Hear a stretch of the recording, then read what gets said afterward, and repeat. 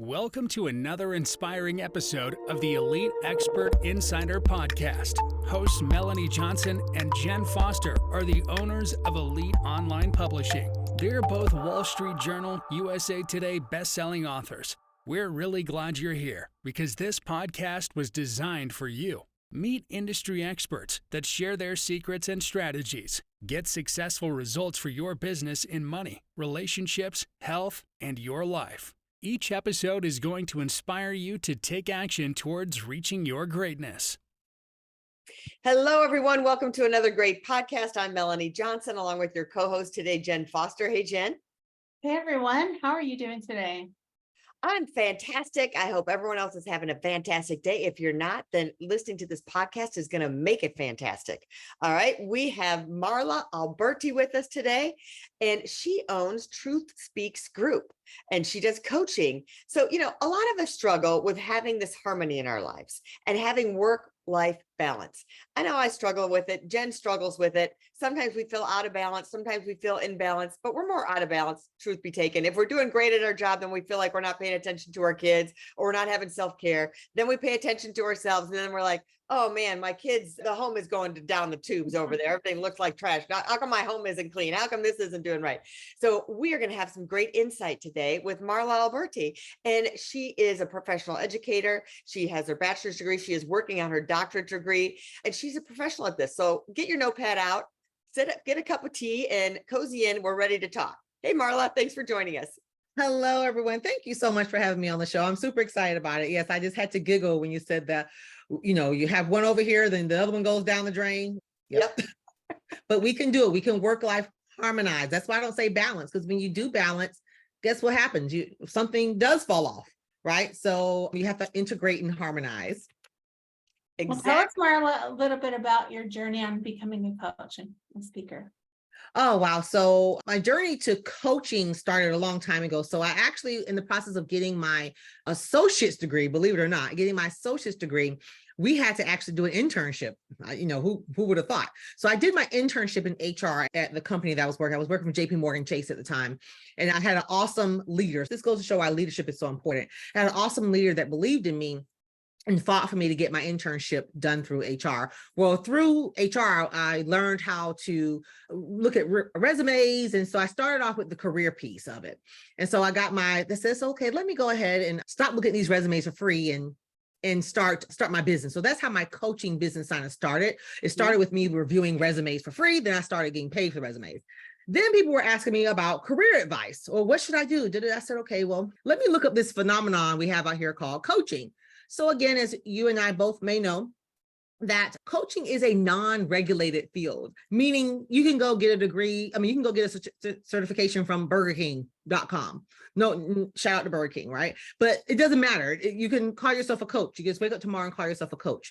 I had nothing against that. But I wanted to understand, because I'm an educator, right? I'm an academic. I wanted to understand the philosophy and the science behind coaching. So I did choose to get certified.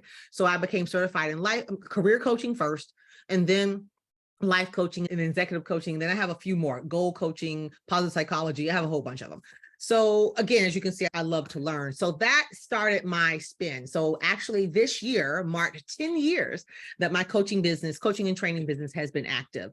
And have I been through ups and downs and tops and turns? Of course. But when I started, it's funny, I was told that, hey, coaching businesses don't last that long.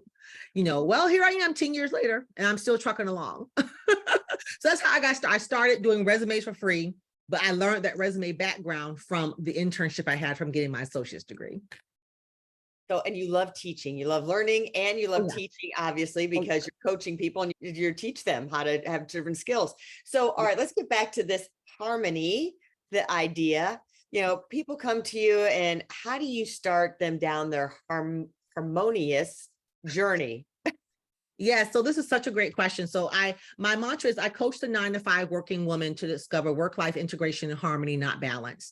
So 95% of my clients are women. I have coached men, and I have nothing against that, right? But you got to have your niche, right? So with that being said, 99% of the women that I coach, I've walked in their shoes. I'm walking in their shoes. I've been there, done that.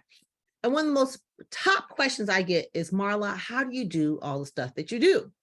And I've been asked this question for years. I mean, even though I have a grown adult son, he's out of the house, but before then he was here with me. I was married, been through 2 divorces. So I'm no special than anyone else, right? I've been through the ups and downs, just like everybody else has.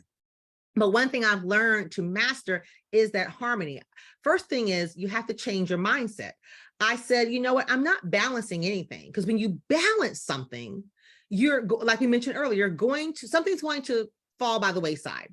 Yeah. You have to learn to think differently about your life. So this is what I instill in my clients. So the first thing I have them do is I have them to make a list of all the things that they want to do.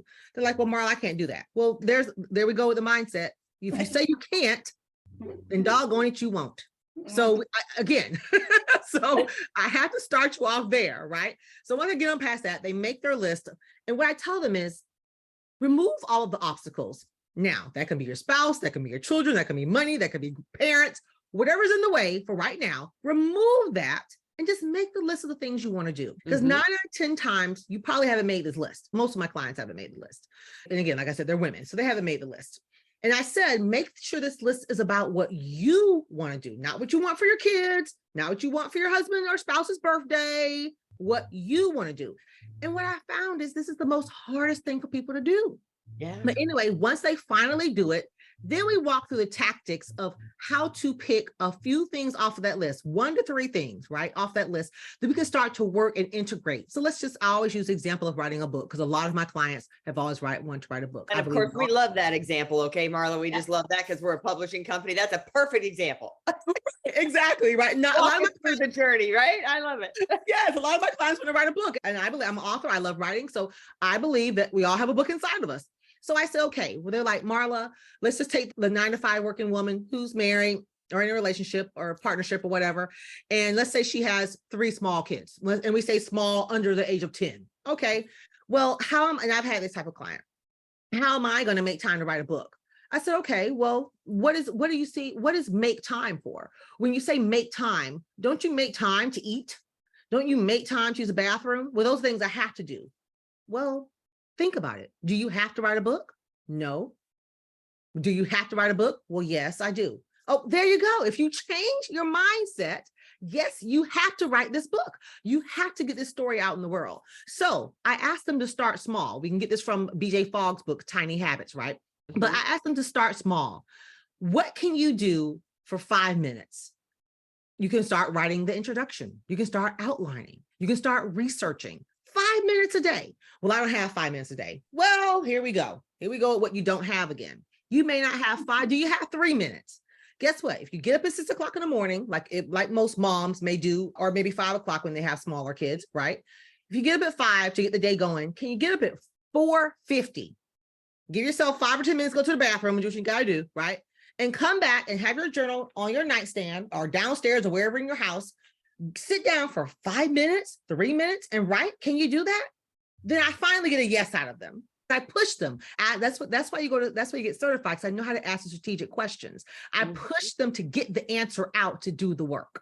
That's the thing about coaching with me. Don't come coach with me if you don't want to do the work, right? Because I'm going to push you to do the work, because I wouldn't be doing my job. And you're paying me big bucks, so I'm forced you to do the job. So I finally get that yes. Once they get that yes, and then I talk to them again next week, they're like, oh my gosh, Marla, I did it. I wrote for 5 minutes each day, and I actually have my first chapter, or I actually have my first outline. And they're so excited. All because they took an extra 5 minutes for themselves in the morning, or after the kids were down, or however you want to do it.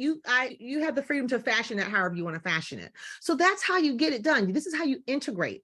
And I also point out that you need to put this on your calendar. Now, we all live by our phones. I'm guilty. I live by my phone, right? I live by my Google Calendar. So, but one thing about it is I plan my calendar. I am in control of my calendar. My calendar is not in control of me. So I block writing time on my calendar. And guess what? I don't beat myself up if I don't have. So I have an hour, right? If I don't do the full hour, I may do 30 minutes. It's okay. It's okay. So I'm also teaching them that it's okay to work-life harmonize and integrate and create a calendar and create a schedule. But also at the same time, the flip side of that, give yourself grace. Because guess what? Little Susie may get sick, which is going to happen. Stuff like this does happen. Yeah. Well, and I love that you talked earlier about balance, and you said, And I want to go back to that. You said it doesn't always have to be about balance. And I remember, going to like different panels and people talking about work-life balance and talking about how you got to have balance and everything. And I was always like, hitting like a wall on that, because I'm like, but I don't have balance, but I also feel good, even though I don't have balance. Like, it's okay that right now is career mostly, or it's okay that it was more kids in homeschool earlier. And it's okay if it was, like, it's okay if it's more self-time certain times of the year, right? Like taking 2 weeks off for Christmas and New Year's, or taking 2 weeks off in the summer. Like, it's okay. The balance doesn't have to be there. And I think a lot of times people just pound this, like you have to have balance in your life, and it has to be even everywhere. Yeah, I don't think that's why I said the balance doesn't exist. It doesn't, the balance is not, it's integrate. There's going to always be a time in your life where something is bigger than the other thing, right? And so that's why I follow the wheel of life. And if you Google wheel of life, there's 15,000 renditions of it. Oh yeah. But normally between 7 to 9 areas of our life. That you have finances, you have spiritual, you have partnerships, you have friendships, you have your social life. All of these are important areas of your life, but sometimes one area may be bigger than the next, which is okay. This is why the grace side is over here. You may spend more time on the career side. You may spend more time on the children's side, but doesn't mean that you're one's more important than the other. You just have to learn to integrate. That's where that extra 5 minutes comes in at, or the extra 10 minutes comes in at. If you want to watch a TV show that comes on every Thursday that you don't have time to do, what's another way you can do that? We have streaming services. We have, you can record stuff now, VCR started that. So there's ways to integrate it in. You just have to think, again, starting with the mind, you got to think differently. But if you constantly say you cannot, then guess what? You can't, and you won't. It's plain and simple. It is really that simple. Yeah. Well, and I also liked how you talked about the time blocking in the calendar, and to give yourself grace, because for the longest time I would have back-to-back meetings. And I'd be like, when am I going to have lunch? Why am I having lunch at 3 p.m? So I decided to block out my lunch for the week. And sometimes I do end up getting some clients that book that time.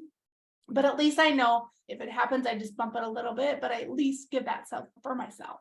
Exactly. I am a huge fan of time blocking. My family and my friends, they laugh at me because I live by my Google Calendar. But again, I am the one who sets my Google Calendar. So I can delete stuff off of there if I want to, because I'm the one that runs it. It doesn't run me, right? But I need that because I'm strategic, I'm systematic. So I'm former military, right? So I got to be able to look at something and say, okay, I got this coming up. I got this podcast here coming up. I got this coming up.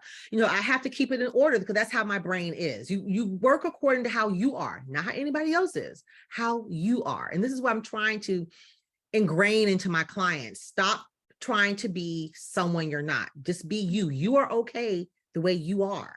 You just want to get better. If you want to get better, that's okay, but you're okay the way you are. So let's work on that. Yeah.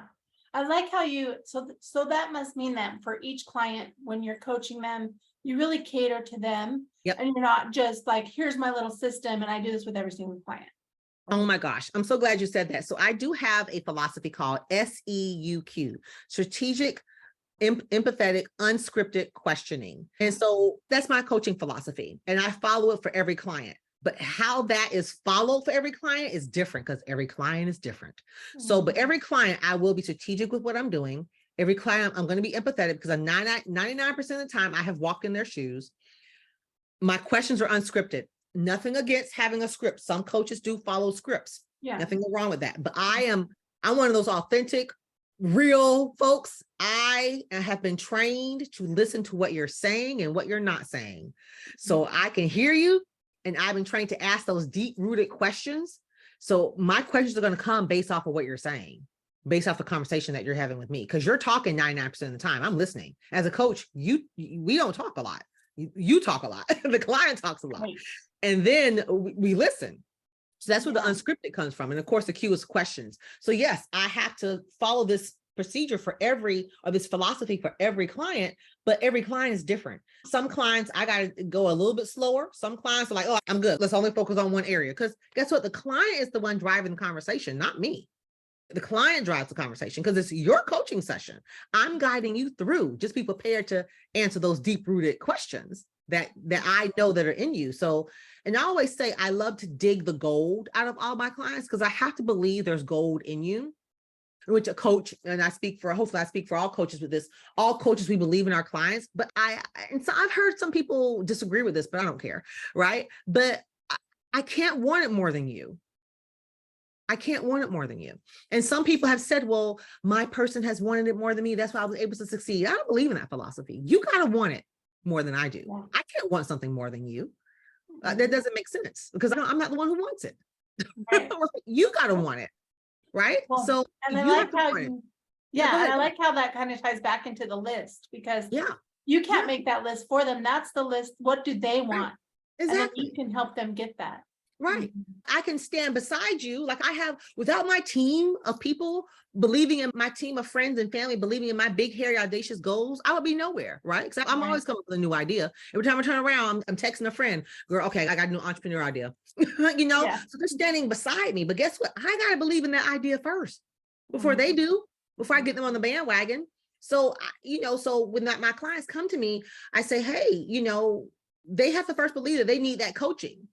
Because I'm serious about my job, right? About what I do, because I am providing a service to you and and the service is not cheap, right? So you Yeah. want to make sure your money is well spent, and I want to make sure our time is well spent, right? Right. So you have to want it more than I want it for you. Now, am I going to want it hard for you? Yes, I want you to succeed.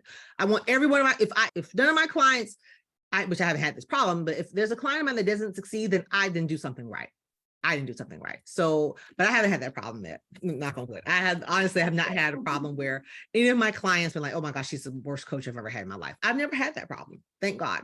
That's good. Knock on wood. Well, let's talk a little bit about, the last few years have been really hard on a lot of people, mostly teenagers. So you do Yes. offer some teen coaching. Tell us a little bit about that.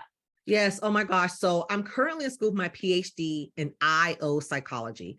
IO stands for Industrial Organizational Psychology, which is the study of human behavior in the workplace. And so it is a proven science by the APA, which is the American Psychological Association.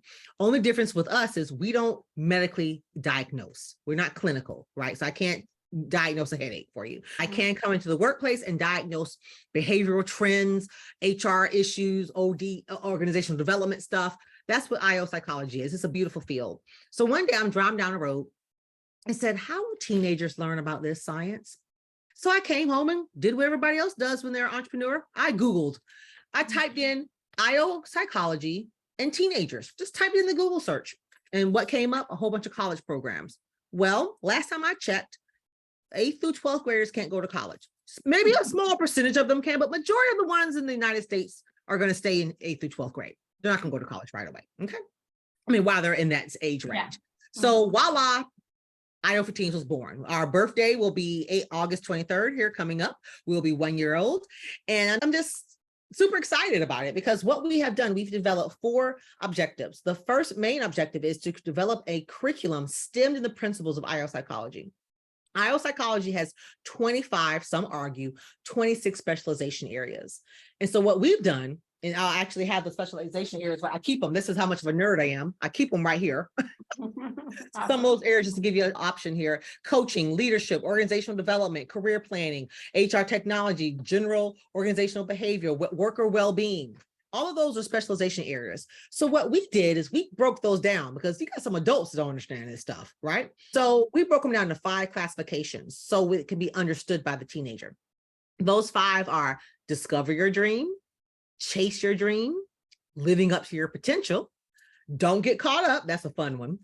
And the last one is different places, different faces, because that's the more cultural side, because DE&I is also included in IO psychology, one of the specialization areas. So that's the first objective. So we created this curriculum for 8th through 12th grade. Right now, as you and I both know, it takes some time to create curriculum. So we're only on 11th, 12th grade. We haven't built 8th through 10th yet. We're getting there. The second objective is we're a small team, we're a small group. So we can't go out and teach this to everybody. So we got to get some certified teachers on here. We got to get some certifications done. So we're working on a certification program to get some certified IO facilitators, IO for Teens facilitators. So hopefully we'll get that out next year. We're working on that, the details for that. And then objectives 3 and 4 are our funds. So we have a community fund as well as a scholarship fund. Obviously the scholarship fund is self-explanatory. It's for kids who want to go to college. But guess what? We're here to force people, Jennifer, to go to college. That's what we're here to force kids to do. If you go to school, great. But regardless of if you go to school or not, you still need to have these principles. You need to know how to behave in the workplace. You still got to work with people. You still got to have organizational behavioral tactics. You still got to understand careers, regardless if you go to college or not. These are the basic stuff that they need, right? So the community fund is, for example, in December of last year, we had a young lady, she had a rough little background, had a lot of siblings, and she wasn't able to get her hands on a lot of things. So we found out she wants to be a graphic artist and a designer, but she doesn't have the tools available to get that. So we partnered with another nonprofit here in Jacksonville, Florida, and we were able to get enough donations in to buy her an iPad. And that's what the community fund will do. We will supply tools and resources to teens who may not be able to get that get those tools, those underrepresented teens that may be able to get those tools. So that's what the community fund will do. So we're just super excited about it. Actually, today, when I get done with this podcast, I'm actually going down we presented our curriculum over the summer. We partnered with another organization here in Jacksonville called Teen Leaders of America, and we taught through their summer school. We piloted our curriculum during the summer school program. So today they had their showcase. So we're going to get to see the teenagers get to use our materials, our curriculum, and speak about what they learned. So I'm on pins and needles. I'm so excited. Oh, that's wonderful. Well, where can people go to find more information about the IO teens and also your coaching and speaking programs? Sure, definitely. So please, we need your help. As you know, nonprofit, we are a nonprofit, a certified 501c3. You can go out there and look us up. We're legal, we're real, right? Because not every nonprofit is a 501c3. We are. So we do have a tax code. So we love your donations. So please go to www.io, the letter I and the letter O, FOR, teens, TENS.org, ioforteens.org. And then to reach me, please simply email me. You can do contact@truthspeakscoaching.com.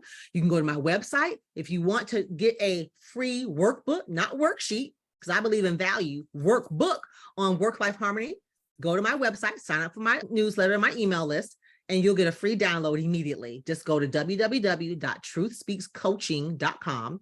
So Truth Speaks Coaching, a little story about that. Truth Speaks Coaching was my original name, but because I grew and got bigger, I said, I'm going to say Truth Speaks Group because I got a lot of stuff going on. So the business name is Truth Speaks Group. I just kept the website Truth Speaks Coaching. So www.truthspeakscoaching.com and go download the free Work-Life Harmony. Also, I'm on Instagram, T Speaks Group, IO for Teens. We're on Instagram as well. Find us out there, follow us, and reach out. We definitely need your support. Awesome. Thank you. We'll put that up in the show notes. Thank you for everyone for listening today. Unfortunately, Melanie had technical difficulties, so that's why she wasn't here for some of the podcast today. Yep. But if you would like to publish a book or want to learn how you can become a best-selling author, contact us at eliteonlinepublishing.com, and we'll talk to you next time. Bye. Bye, everyone. Hey, are you looking to increase your revenue, build credibility, and elevate your brand? This podcast is brought to you by Elite Online Publishing, an innovative publishing and full spectrum marketing company.